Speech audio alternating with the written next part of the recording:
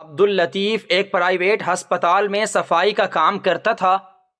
مختلف وارڈز میں وہ صفائی کے دوران جب مریضوں کو دیکھتا تو اس کے دل سے ایک ہی دعا نکلتی کہ اے میرے پروردگار، ان کو جلد صحت یاب فرما۔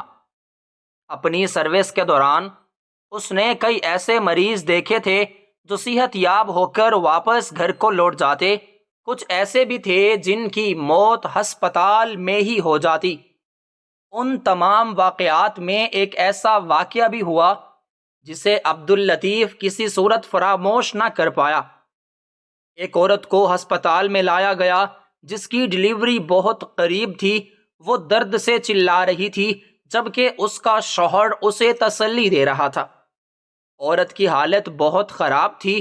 اسے فوراً ایمرجنسی وارڈ میں لایا گیا، جہاں پر ایک لیڈی ڈاکٹر نے اس کے شوہر کو بتایا کہ آپ کی بیوی کا بڑا آپریشن ہوگا، کیونکہ الٹرا ساؤنڈ سے پتہ چلا ہے کہ بچہ پیٹ میں الٹا ہے اور اس کی نارمل ڈلیوری اتنی آسان نہیں۔ عورت کا آپریشن جاری تھا جبکہ اس کا شوہر باہر دعائیں مانگ رہا تھا۔ عبداللطیف اس شخص کے پاس گیا اور اسے تسلی دی اور اسے کہا کہ پریشان ہونے کی ضرورت نہیں، اللہ سب بہتر کرے گا۔ مشکل کی اس گھڑی میں ایک چھوٹی سی تسلی بھی بہت بڑی نعمت ہے، لہٰذا اس شخص نے عبداللطیف کا شکریہ ادا کیا۔ تھوڑی دیر بعد لیڈی ڈاکٹر آپریشن تھیٹر سے باہر آئی اور اس شخص کو مبارکباد پیش کی کہ اللہ نے آپ کو ایک بیٹی عطا کی ہے اور آپ کی بیوی خطرے سے باہر ہے۔ یہ خبر سن کر وہ آدمی اللہ کا شکر ادا کرنے لگا اور اب اس کے چہرے پر ایک اطمینان تھا۔ اس شخص کی بیوی کچھ عرصہ ہسپتال میں ہی رہی، جبکہ بچی کو ایک شیشے کے باکس میں رکھا گیا کیونکہ اسے سانس کا مسئلہ تھا۔ عبداللطیف وارڈ کی صفائی کے دوران اس بچی کو غور سے دیکھتا اور اس کی صحت کے لیے دعا کرتا۔ 3 سے 4 دن بعد بچی کو وہاں سے ڈسچارج کیا گیا اور اپنی ماں کے پاس لایا گیا۔ بچی اب کافی حد تک نارمل ہو چکی تھی اور اپنی ماں کا دودھ پینے کے قابل تھی۔ تقریباً 1 ہفتے بعد اس عورت کو ہسپتال سے ڈسچارج کر دیا گیا۔ اس وقت عبداللطیف باہر صحن کی صفائی کر رہا تھا جب اس نے دیکھا کہ عورت کو اس کے شوہر نے سہارا دے رکھا تھا اور پھر دونوں ایک گاڑی میں سوار ہوئے، مگر حیرت کی بات تو یہ تھی کہ ان کے ساتھ بچی نہیں تھی۔ عبداللطیف کافی حیران ہوا کہ وہ دونوں بچی کو ساتھ لے کر کیوں نہیں جا رہے۔ عبداللطیف اس بچی سے کافی الفت ہو چکی تھی اور وہ روزانہ 2 سے 3 بار بچی کو ضرور دیکھتا۔ وہ وارڈ کے اندر داخل ہوا تو اس نے دیکھا کہ ایک نرس اسی بچی کو اٹھا کر باہر جا رہی ہے۔ عبداللطیف نے یہی سمجھا کہ بچے کی ماں اور اس کا والد باہر گاڑی میں اپنی بچی کا انتظار کر رہے ہیں اور یہ نرس انہی کے پاس جا رہی ہے، لیکن حیرت کی بات تو یہ تھی کہ ایسا بالکل نہ ہوا۔ میاں بیوی دونوں گاڑی میں سوار ہو کر ہسپتال سے جا چکے تھے، جبکہ نرس تیز تیز قدموں کے ساتھ بچی کو لے کر وہاں سے روانہ ہوئی۔ پھر وہ ہسپتال کے گیٹ پر آئی تو عبداللطیف بھی چپکے سے اس کے پیچھے چلنے لگا۔ گیٹ کے سامنے ایک گاڑی رکی، نرس اس گاڑی میں سوار ہوئی اور پھر وہ گاڑی تیزی سے وہاں سے روانہ ہو گئی۔ یہ بات عبداللطیف کو ہضم نہ ہو سکی۔ اس نے اپنی بائک سٹارٹ کی اور اس گاڑی کا پیچھا کرنا شروع کیا۔ وہ گاڑی کا پیچھا کر رہا تھا اور یہی بات سوچ رہا تھا کہ ایسا کیسے ممکن ہے کہ ایک ماں اپنی 7 دن کی بچی کو چھوڑ کر گھر اکیلی آ جائے اور یہ نرس بچی کو لے کر آخر جا کہاں رہی ہے۔ گاڑی بہت تیز رفتار تھی، لہٰذا عبداللطیف کو بھی بائک کی سپیڈ کافی تیز کرنا پڑی۔ شاید ڈرائیور نے شیشے سے دیکھ لیا تھا کہ گاڑی کا کوئی پیچھا کر رہا ہے، اس لیے اس نے گاڑی کی سپیڈ پہلے سے بھی زیادہ کر دی۔ ٹریفک سگنل پر گاڑی رکی تو عبداللطیف بالکل گاڑی کے قریب آ گیا۔ اس نے اندر جھانک کر دیکھا تو ڈرائیور پسینے سے شرابور تھا اور نرس بھی کافی گھبرائی ہوئی تھی۔ عبداللطیف کی چھٹی حس نے کام کیا اور اسے سوچنے پر مجبور کیا کہ کچھ نہ کچھ گڑبڑ ضرور ہے۔ یہ بچی کو اس کے والدین کے پاس تو ہرگز نہیں لے کر جا رہے۔ گاڑی ٹریفک سگنل سے آگے بڑھی تو عبداللطیف بھی گاڑی کے ساتھ ساتھ آگے بڑھا اور پھر اس گاڑی کے سامنے آ گیا۔ ڈرائیور نے موقع کا فائدہ اٹھایا اور گاڑی کو وہیں چھوڑ کر بھاگنا شروع کیا۔ اب اگر عبداللطیف اس ڈرائیور کا پیچھا کرتا ہے تو وہ نرس وہاں سے غائب ہو سکتی تھی، لہٰذا عبداللطیف نے اس ڈرائیور کا ہرگز پیچھا نہ کیا اور اپنی نظریں اس نرس پر ہی مرکوز رکھیں۔ وہ نرس کے قریب آیا اور اس سے پوچھا کہ یہ بچی کو کہاں لے کر جا رہی ہو؟ سچ سچ بتاؤ ورنہ مجھ سے برا کوئی نہیں ہوگا۔ نرس رونے لگی اور کہا کہ میری کوئی غلطی نہیں، میں نے کچھ نہیں کیا۔ وہ ایسی باتیں کر رہی تھی جیسے کوئی چوری کر رہی ہو یا پھر بہت بڑا جرم کرنے جا رہی ہو۔ عبداللطیف نے حالات کو بھانپتے ہوئے اس نرس کو سائڈ پر کیا اور کہا کہ مجھے ساری حقیقت بتاؤ ورنہ ابھی پولیس کو بلاؤں گا۔ نرس نے رو کر کہا کہ خدارا ایسا مت کیجیے، میں آپ کو سب بتاتی ہوں۔ میں خود سے کچھ نہیں کر رہی، بلکہ میں تو ایک گروپ کا حصہ ہوں اور مجھے اس کام کے لیے مجبور کیا گیا ہے۔ میں اس بچی کو رانی بائی کے پاس لے کر جا رہی ہوں۔ عبداللطیف نے نرس سے پوچھا کہ یہ رانی بائی کون ہے، جس پر نرس نے بتایا کہ وہ نومولود بچیوں کو خریدتی ہے، ان کو پال پوس کر بڑا کرتی ہے، پھر اس کی مرضی ہے کہ وہ بچیوں سے کوئی بھی کام لے۔ کچھ بچیوں کو وہ آگے فروخت کر دیتی ہے جبکہ کچھ کو وہ اپنے پاس رکھ لیتی ہے۔ وہ ایک طوائف ہے جس کے ہاتھ بہت لمبے ہیں اور اس نے بڑے بڑے لوگوں سے تعلقات بنا رکھے ہیں۔ عبداللطیف یہ سن کر بہت حیران ہوا اور اس نے نرس سے کہا کہ کیا ان بچیوں کے والدین کو اس بات کا پتہ ہے کہ ان کی بچیاں کہاں پہنچائی جاتی ہیں، اور وہ سب جان کر بھی اپنی معصوم بچیوں کو ہسپتال چھوڑ کر کیوں چلے جاتے ہیں؟ نرس نے عبداللطیف کو بتایا کہ وہ بالکل اس بات سے ناواقف ہیں کہ ان کے بچیوں کو کہاں پہنچایا جاتا ہے۔ دراصل کچھ غریب والدین جن کے پہلے بھی کافی بچے ہوتے ہیں اور مہنگائی کے اس دور میں ان کے لیے زیادہ بچے پالنا آسان نہیں، وہ اپنی مرضی سے ہی اپنی بچیوں کو ہسپتال میں چھوڑ کر چلے جاتے ہیں، کیونکہ ڈاکٹر صاحب نے باقاعدہ ان کو یہ بتایا ہوا ہوتا ہے کہ اگر وہ اپنی مرضی سے کوئی بچی یہاں چھوڑ کر جائیں گے تو اس بچی کو یتیم خانے میں منتقل کیا جائے گا جہاں اس کی بہترین پرورش کی جائے گی۔ دراصل والدین کو سبز باغ دکھائے جاتے ہیں اور بچی کو ہسپتال میں چھوڑنے کے ان کو پیسے بھی دیے جاتے ہیں۔ ان کو بتایا جاتا ہے کہ ان کی بچیوں کی یتیم خانے میں بہترین پرورش کی جائے گی جہاں ان کی تعلیم، صحت کا خیال رکھا جائے گا، اور جوان ہونے پر یتیم خانے کی انتظامیہ ان بچیوں کو عزت کے ساتھ رخصت بھی کرتی ہے۔ مگر یہ سب جھوٹی باتیں ہیں۔ ڈاکٹر صاحب اپنے مختلف لوگوں کے ذریعے ان بچیوں کو رانی بائی کے پاس پہنچاتا ہے اور اس کام کے لیے مختلف نرسوں کی مدد بھی لی جاتی ہے۔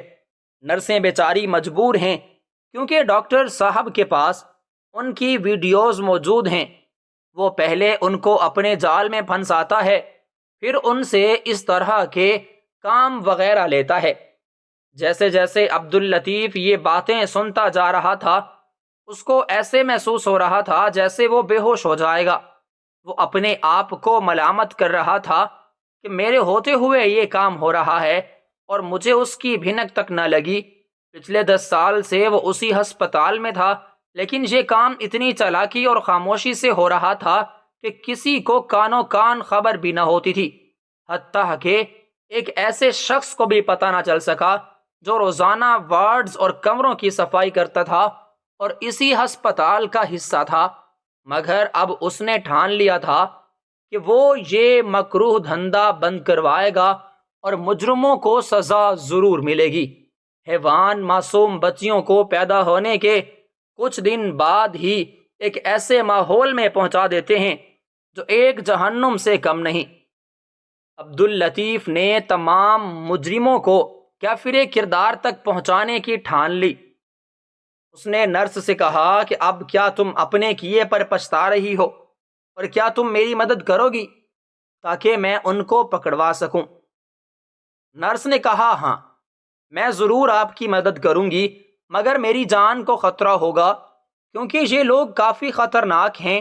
ان کا نیٹ ورک کافی وسیع و عریض ہے، اور جب انہیں پتہ چلے گا کہ میں اب ان کے گینگ کا حصہ نہیں ہوں تو یہ مجھے مارنے کی پوری کوشش کریں گے۔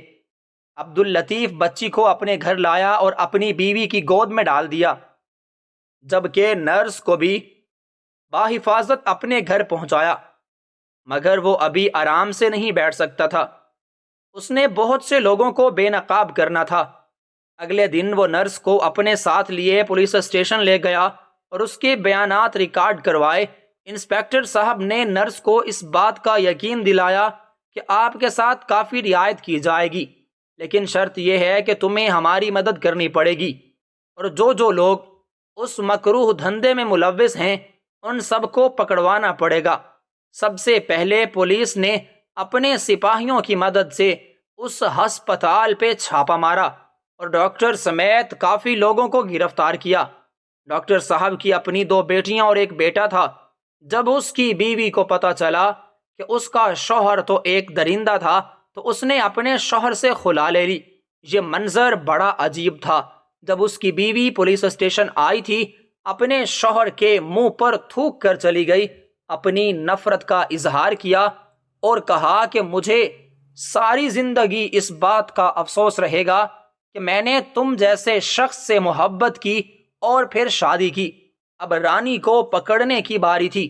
جب اس کے گھر پر چھاپا مارا گیا تو پتہ چلا کہ وہ شہر چھوڑ کر چلی گئی ہے اور تمام بچیوں کو بھی ساتھ لے گئی ہے جو کسی نہ کسی طریقے سے اس تک پہنچائی گئی تھی۔ رانی کا نمبر ٹریس کرنے کی کوشش کی گئی، لیکن اس کا نمبر بن جا رہا تھا اور اس نے اپنے پیچھے کوئی نشان نہیں چھوڑا تھا کہ وہ آخر گئی کہاں۔ نرس کے پاس رانی کی ایک ملازمہ کا نمبر تھا۔ جب نرس نے اس کے نمبر پر رابطہ کیا تو اس کا نمبر آن تھا۔ پولیس نے اس کی ملازمہ سے رابطہ کیا اور کہا کہ اگر تم ہمارے ساتھ تعاون کرو گی تو ہم بھی اس بات کا وعدہ کرتے ہیں کہ کوئی شخص تجھے کوئی نقصان نہیں پہنچا سکے گا، اور گورنمنٹ کی طرف سے تمہیں انعامات بھی دیے جائیں گے۔ ملازمہ نے کہا کہ میں انعامات کی لالچ میں ایسا کچھ بھی نہیں کرنا چاہتی، بس گناہوں کی اس دلدل سے نکلنا چاہتی ہوں۔ ملازمہ کی مدد سے رانی کا ٹھکانہ معلوم ہو چکا اور رانی کے ساتھ ساتھ ان لوگوں کو بھی گرفتار کیا گیا جو ہمارے علاقے میں بظاہر تو بڑے معزز بن کر پھرتے تھے، لوگوں کی خدمت کرنے کا جذبہ رکھتے ہیں، لیکن اندر سے وہ شیطان تھے۔ بہت سے لوگ عبداللطیف کی وجہ سے بے نقاب ہو چکے تھے، اور سب سے بڑھ کر وہ لاوارث بچیاں جو رانی کے ڈیرے سے برآمد ہوئی تھیں۔ عبداللطیف کی وجہ سے وہ بچیاں گناہوں کی اس دنیا سے محفوظ رہیں۔ ان معصوم بچیوں کو آنے والے دنوں کے لیے تیار کیا جا رہا تھا۔ ایسے کم بخت لوگ جو اپنی بیویوں کے ہوتے ہوئے بھی نوجوان لڑکیوں کے عادی تھے۔ جب پیٹ میں حرام کا لقمہ ہو تو اس طرح کے حرام افعال کا انسان عادی ہو جاتا ہے۔ یہی معاملہ ان لوگوں کے ساتھ تھا جو شراب کے نشے میں جو جوان لڑکیوں کا رقص دیکھتے تھے، پہلے ان کو نظروں سے نوچتے تھے، پھر ان کے جسموں کے ساتھ کھیلتے تھے۔ عبداللطیف کو حکومت کی طرف سے بڑے انعام و اکرام سے نوازا گیا، مگر عبداللطیف ایک اعلیٰ ظرف انسان تھا۔ اس نے اس نرس کو فراموش نہ کیا جس کی مدد کے بغیر وہ ایسا نہیں کر سکتا تھا۔ بہت سے لوگ بے نقاب کیے اور پھر ان معصوم بچیوں کو یتیم خانے منتقل کیا گیا۔ اس کے بعد عبداللطیف اس جوڑے کے پاس گیا تھا جو اپنی معصوم بچی کو چھوڑ کر چلے گئے تھے۔ عبداللطیف نے رو کر کہا تھا کہ تم لوگوں نے ایسا کیوں کیا؟ ایک معصوم بچی کو جہنم کی آگ میں جلا کر کیوں چلے گئے؟ وہ دونوں رو رہے تھے اور کہہ رہے تھے کہ ہم نے غربت کے ہاتھوں مجبور ہو کر یہ سب کیا تھا، لیکن ہمیں بتایا گیا تھا کہ آپ کی بیٹی محفوظ ہاتھوں میں ہے اور ان کو یتیم خانے منتقل کیا جائے گا۔ ہمیں نہیں معلوم تھا کہ وہ ظالم انسان ہماری بیٹی کو ایک طوائف کے ہاتھوں بیچ دے گا۔ عبداللطیف نے وہ معصوم بچی ان کے حوالے کی اور بہتے ہوئے آنسوؤں سے کہا، اس کا خیال رکھنا، یہ کلی کہیں مرجھا نہ جائے۔ وہ اپنے آنسوؤں کو چھپانے کی کوشش کر رہا تھا، جبکہ وہ دونوں عبداللطیف کے دل کا حال معلوم کر چکے تھے۔ بچے کی ماں نے عبداللطیف کو آواز دی اور کہا کہ بھائی، میں ایک ماں ہوں اور اس بات کو سمجھتی ہوں کہ آپ کا دل اس بچی کے لیے تڑپ رہا ہے۔ میں ایک ماں ہونے کے ناطے اپنے بھائی کو یہ بچی دے رہی ہوں، اس کا خیال رکھنا، آج سے آپ ہی اس کے وارث ہیں۔ عبداللطیف نے اس بچی کو سینے سے لگایا اور اپنے گھر لے آیا۔ عبداللطیف نے اس بچی کا نام صدف رکھا۔ اس کی اپنی کوئی اولاد نہیں تھی، لہٰذا اس نے بچی کو بڑے نازوں سے پالا، خود محنت مزدوری کر کے صدف کو ہر آسائش فراہم کی۔ صدف سے عبداللطیف کی محبت کا یہ عالم تھا کہ آدھی رات کو ایک بار صدف کو ہلکا سا بخار ہو گیا تھا۔ ساری رات وہ سو نہ سکا، بار بار صدف کا بخار چیک کرتا اور ساری رات مصلی بچھا کر اپنی بچی کی صحت کے لیے دعا کرتا رہا۔ صدف ابھی چھوٹی بچی تھی، وہ اس بات سے ناواقف تھی کہ اس کا باپ اسے کتنی محبت کرتا ہے، مگر وہ جیسے جیسے بڑی ہوئی وہ اپنے آپ کو خوش نصیب سمجھتی تھی کہ اس کا اتنا اچھا باپ ہے جو اس سے اتنی محبت کرتا ہے۔ عبداللطیف نے ہسپتال کی وہ جاب چھوڑ دی تھی، کیونکہ ہسپتال مکمل طور پر بند ہو چکا تھا۔ سارا عملہ وہاں سے فارغ کیا گیا اور عبداللطیف اب وہاں جاب نہیں کرنا چاہتا تھا، لہٰذا اس نے کالج میں ایک کینٹین پر جاب کرنا شروع کی۔ صدف ایک ذہین بچی تھی جو شروع سے ہی ہر کلاس میں ٹاپ کر رہی تھی، مگر میٹرک کے بعد وہ جیسے ہی کالج میں پہنچی تو اسے پتا چلا کہ اس کا باپ تو اسی کالج کی کینٹین میں ایک کام کر رہا ہے، جو کالج کے بچوں اور بچیوں کو چائے اور سموسے پیش کرتا ہے۔ یہ کالج بہت بڑا تھا اور مہنگا بھی تھا، مگر چونکہ میٹرک میں صدف نے اعلیٰ نمبر لیے اور پورے بورڈ میں پہلی پوزیشن حاصل کی، اس لیے اس کالج میں اس کا فری ایڈمیشن ہوا تھا اور ماہانہ وظیفہ بھی ملتا تھا۔ یہاں امیر و کبیر گھرانوں کی لڑکیاں اور لڑکے تعلیم حاصل کر رہے تھے۔ وہ بڑی بڑی گاڑیوں میں آتے اور صدف ان کو دیکھ کر کافی متاثر ہوتی اور اس کے دل میں بھی اس خواہش نے جنم لیا کہ کاش وہ بھی بڑی بڑی گاڑیوں پر آتی، مگر اب اپنے باپ کی وجہ سے بہت پریشان تھی۔ جب اس نے اپنے باپ کو پھٹے پرانے کپڑوں میں دیکھا کہ وہ کالج کی لڑکیوں اور لڑکوں کو چائے اور سموسے پیش کر رہا ہے تو اسے بہت شرمندگی محسوس ہو رہی تھی۔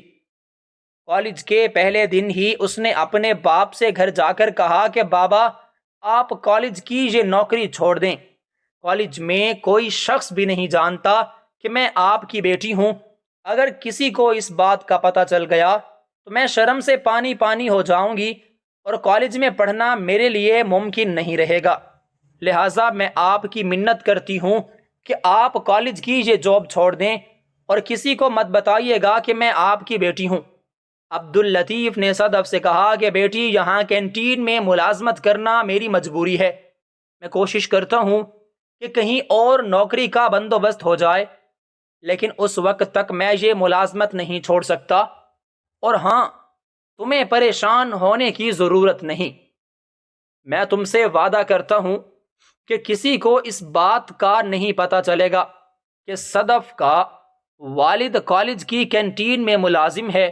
وہ اپنے دوستوں کے ساتھ کینٹین جاتی تھی، اس کا والد سر جھکا کر چائے اور سموسے پیش کرتا تھا اور جلدی جلدی واپس چلا جاتا۔ اس کا دل بہت کرتا کہ وہ اپنی بیٹی کو دیکھے، مگر وہ اس خوف سے اپنی بیٹی کی طرف دیکھتا بھی نہیں تھا کہ کہیں صدف ناراض ہی نہ ہو جائے۔ وہ کسی صورت اپنی بیٹی کی ناراضگی برداشت نہیں کر سکتا تھا۔ ایک دفعہ اس کی بیوی نے عبداللطیف سے کہا کہ آج صدف جب کالج سے واپس آئے گی تو میں اس سے ضرور بات کروں گی اور اسے بتاؤں گی کہ آج وہ جس مقام پر ہے صرف اور صرف آپ کی وجہ سے ہے۔ میں نے کبھی سوچا بھی نہیں تھا کہ وہ ایسا کرے گی۔ عبداللطیف ہاتھ جوڑ کر اپنی بیوی سے یہی کہتا تھا کہ خدا را ایسا مت کرنا، اور خبردار اگر تو نے صدف کو کچھ بتانے کی کوشش کی تو وہ جس طرح ہر کلاس میں اعلیٰ نمبر لیتی آئی ہے اسی طرح مجھے امید ہے کہ وہ اس کالج میں بھی ٹاپ کرے گی۔ ڈاکٹر بننا اس کا سپنا ہے اور انشاءاللہ اس کا یہ سپنا ضرور پورا ہوگا۔ عبداللطیف کی اپنی بیٹی کے لیے دعائیں رنگ لے آئیں اور اس نے کلاس میں ٹاپ کیا۔ نہ صرف کلاس میں ٹاپ کیا بلکہ پورے بورڈ میں دوبارہ پہلی پوزیشن حاصل کی۔ جگہ جگہ سڑکوں پر صدف کے پوسٹر لگے ہوئے تھے۔ پاس ہونے والے طالب علموں کے لیے کالج میں ایک تقریب کا انعقاد کیا گیا اور تمام طالب علموں کے والدین کو بھی اس تقریب میں شمولیت کی دعوت دی گئی، مگر اس موقع پر بھی صدف نے اپنے باپ سے کہا کہ بابا بہتر یہی ہے کہ آپ کچھ دنوں کے لیے شہر سے باہر چلے جائیں۔ عبداللطیف نے بیٹی کے سر پر ہاتھ رکھا اور کہا، بیٹی فکر کرنے کی کوئی بات نہیں، میری وجہ سے تم کبھی بھی شرمندہ نہیں ہوگی، یہ بات تمہارا سر کبھی نہیں جھکنے دے گا۔ تقریب کے دن صدف کو سٹیج پر بلایا گیا۔ پرنسپل کے ساتھ شہر کی اعلیٰ شخصیات بیٹھی تھیں، مگر پرنسپل کی صاحب ساتھ والی کرسی پر جب صدف کی نظر پڑی تو اس کی آنکھیں باہر آ گئیں جب اس نے دیکھا کہ پرنسپل صاحب کے ساتھ اس کا باپ بیٹھا ہے، وہ بھی مہمان خصوصی کی حیثیت سے۔ صدف کو اپنی آنکھوں پر یقین نہیں آ رہا تھا۔ تعارف کے دوران پرنسپل صاحب نے کہا کہ ہمارے درمیان ایک ایسا عظیم شخص موجود ہے جس نے آج سے 20 سال پہلے ایک بچی کو گود لیا تھا، ایک ایسی بچی جس کی وجہ سے اس نے تقریباً 7 بچیوں کی جان بچائی تھی، اور وہ بچیاں آج اس تقریب میں شامل ہیں۔ یہ وہ شخص ہے جس نے اپنی جان پر کھیل کر ان بچیوں کو عزت والی زندگی دی۔ اور پھر پرنسپل صاحب نے تعارف میں ہی عبداللطیف کا وہ سارا واقعہ بیان کیا جو ہسپتال میں پیش آیا تھا۔ وہ لڑکیاں اب جوان ہو چکی تھیں، ایک ایک کر کے وہ عبداللطیف کے سامنے جھک رہی تھیں اور عبداللطیف ان کے سر کا بوسہ لے رہا تھا، جبکہ شہر کے معزز لوگ عبداللطیف کے سامنے سلوٹ کر رہے تھے اور خود پرنسپل صاحب بھی ان کے سامنے جھک کر سلام کر رہے تھے۔ صدف بہت زیادہ رو رہی تھی۔ سب یہی سمجھ رہے تھے کہ یہ خوشی کے آنسو ہیں، لیکن صدف اس بات پر رو رہی تھی کہ اس کا باپ تو بہت بڑا عظیم انسان تھا، مگر اس نے اپنے باپ کو پہچاننے کی کبھی کوشش ہی نہ کی، ہمیشہ اس کے میلے کپڑے ہی دیکھے اور اس کی اسی حیثیت سے نفرت کرتی رہی۔ صدف نے انعام وصول کیا، لیکن اس کے دل پر ایک بوجھ تھا۔ وہ کھل کر رونا چاہتی تھی، لیکن یہ جگہ موزوں نہ تھی۔